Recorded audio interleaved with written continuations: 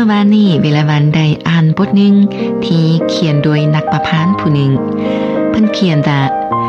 ในเวลายังหนุ่มเพิ่นมักกินอาหารที่รสชาติเข้มข้นในเวลาเพิ่นกินชากินกาแฟต้องใส่นมให้ละลายเฮ็ดน้ำหวานทั่วเขียวทั่วแดงก็มักใส่น้ำตาลละลาย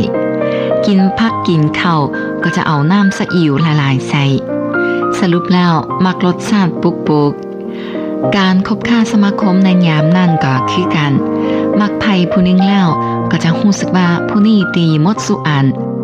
บ่มักผู้ใดแล้วก็จะรู้สึกว่าผู้นั้นมีแต่ข้อขัดตกบกพร่องบ่มีบอนเอาในยามยังหนุ่มที่กล้าแสดงอารมณ์จิตต่างๆออกมานั้นถือความรู้สึกของตัวเองเป็นมาตรฐานในการตัดสินทุกสิ่งบ่มีความใจเย็นหลายปานใดแต่ว่าเคียงคู่กับอายุค่อยๆสูงขึ้นเอาใจใส่นำสุขภาพหลายขึ้นความนิยมในการกินอาหารก็ได้ค่อยๆเปลี่ยนไปมักอาหารเอาจานหวานก็หวานน้อยหนึ่งเค็มก็เค็มน้อยหนึ่งอาหารที่แต่ก่อนรับเอาบ่ได้นั้นก็ค่อยๆมักแล้ว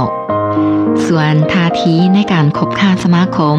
ก็จะมีการเปลี่ยนแปลงตามกาลเวลาความหักและความเกลียดแค้นยังแห้งแม่นขึ้นกับเวทีหักบ่แม่นขึ้นกับชีวิตตัวจริงในชีวิตตัวจริงควรมีความใจกว้างหลายกว่าอยู่ระหว่างความหักและความสังควรมีท่าทีเป็นกลางนี่คือชีวิตตัวจริงของพวกเฮา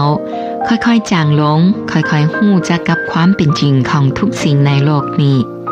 ชีวิตที่มันเที่ยงจึงสามารถสนองทางเหือลี้ภัยให้ดวงใจเฮานี่คือการซิดสอนของการเวลา